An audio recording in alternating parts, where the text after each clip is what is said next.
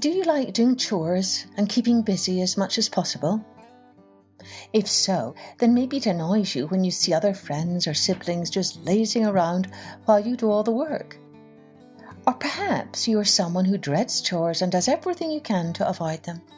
If so, then maybe you get annoyed when you see your friends or siblings doing all sorts of busy work while you're just trying to relax. Hello everyone, I'm Kathleen Pelly. Welcome to Journey with Story. Today's story is all about a very busy little red hen who ends up doing all the work while the rest of the animals on the farm just sit around lazily watching. It's a very old tale from England. Let's take a journey with the little red hen.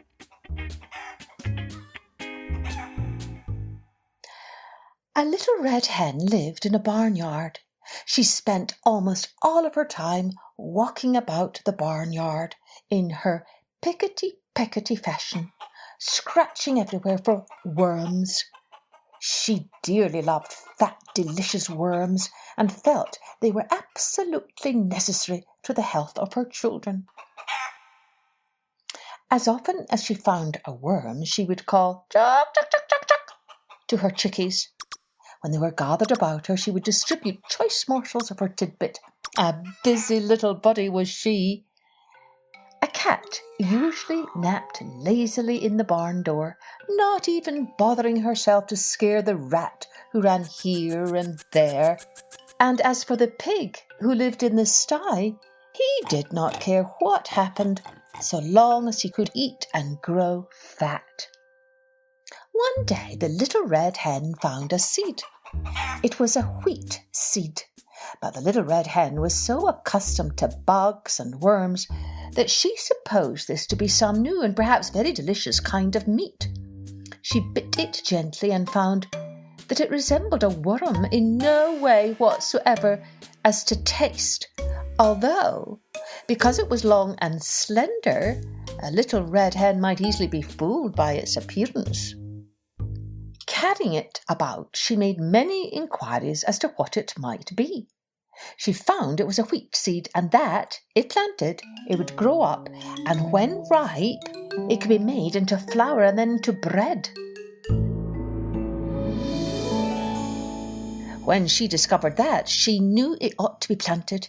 She was so busy hunting food for herself and her family that, naturally, she thought she ought not to take time to plant it. She thought of the pig, upon whom time must hang heavily, and of the cat who had nothing to do, and of the great fat rat with his idle hours, and she called loudly, "Who will plant the seed?" But the pig said, "Not I," and the cat said, "Not I," and the rat said, "Not I." "Well then," said the little red hen, "I will," and she did. Then she went on with her daily duties through the long summer days, scratching for worms and feeding her chicks, while the pig grew fat, and the cat grew fat, and the rat grew fat, and the wheat grew tall and ready for harvest. So one day the little red hen chanced to notice how large the wheat was and that the grain was ripe, so she ran about calling briskly, "Who will cut the wheat?" The pig said, "Not I." The cat said, "Not I." And the rat said, "Not I." "Well then," said the little red hen, "I will." And she did. She got the sickle from among the farmer's tools in the barn and proceeded to cut off all of the big plant of wheat. On the ground lay the nicely cut wheat, ready to be gathered and threshed, but the newest and yellowest and downiest of Mrs. Hen's chicks set up a peep, peep, peeping in their most vigorous fashion, proclaiming to the world at large, but most particularly to their mother, that she was neglecting them. Poor little red hen! She felt quite bewildered and hardly knew where to turn. Her attention was sorely divided between her duty to her children and her duty to the wheat, for which she felt responsible. So again, in a very hopeful tone, she called out, "Who will thresh the wheat?" But the pig with a grunt said, "Not I," and the cat with a meow said, "Not I," and the rat with a squeak said, "Not I." So the little red hen, looking, it must be admitted, rather discouraged, said, "Well, I will then," and she did. Of course she had to feed her babies first, and when she had got them all to sleep for their afternoon nap, she went out and threshed the wheat. Then she called out, "Who will carry the wheat to the mill to be ground?" Turning their backs with snippy glee, that pig said, "Not I." And that cat said, "Not I." And that rat said, "Not I." So the good little red hen could do nothing but say, "I will then," and she did. Carrying the sack of wheat, she trudged off to the distant mill. There she ordered the wheat ground into beautiful white flour. When the miller brought her the flour, she walked slowly back all the way to her own barnyard in her own pickety-peckety fashion. She even managed, in spite of her load, to catch a nice juicy worm now and then, and had one left for the babies when she reached them. Those cunning little fluff balls were so glad to see their mother. For the first time they really appreciated her. After this very strenuous day, Mrs. Hen retired to her slumbers earlier than usual. Indeed, before the colours came into the sky to herald the setting of the sun, her usual bedtime hour. She would have liked to sleep late in the morning, but her chicks, joining in the morning chorus of the hen yard, drove away all hopes of such a luxury. Even as she sleepily half opened one eye, the thought came to her that today that wheat must somehow be made into bread.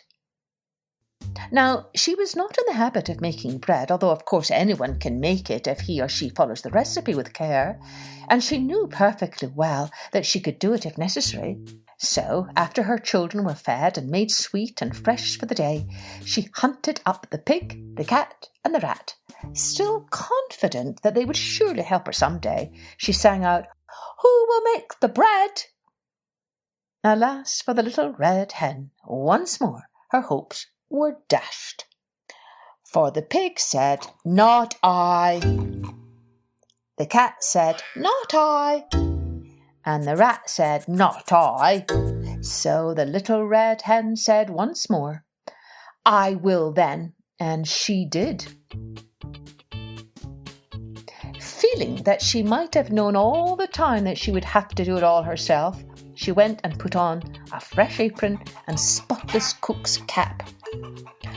First of all, she set the dough as was proper, and when it was time, she brought out the moulding board and the baking tins, moulded the bread, divided it into loaves, and put them into the oven to bake.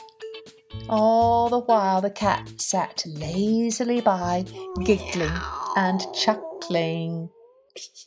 And close at hand, the vain rat powdered his nose and admired himself in a mirror.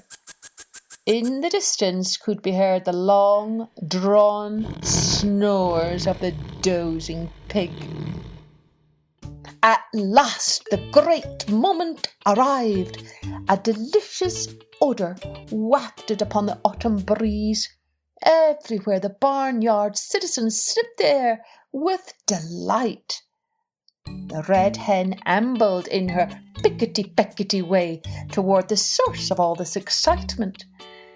Although she appeared to be perfectly calm, in reality she could only with difficulty restrain an impulse to dance and sing. For had she not done all the work on this wonderful bread? Small wonder that she was the most excited person in the barnyard. She did not know whether the bread would be fit to eat, but, joy of joys! When the lovely brown loaves came out of the oven, they were done to perfection. Then, probably because she had acquired the habit, the red hen called, "Who will eat the bread?" All the animals in the barnyard were watching hungrily and smacking their lips in anticipation, and the pig said, "I will." The cat said, "I will." The rat said, "I will." But the little red hen said, No, you won't. I will. And she did.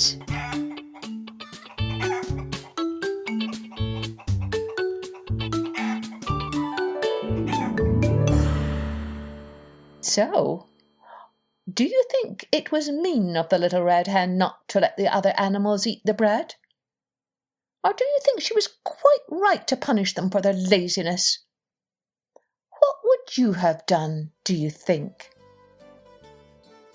Don't forget to keep sending me your pictures from all the stories that you hear. You can take a look at them on my website at kathleenpelly.com. Cheerio then. Join me next time for Journey with Story.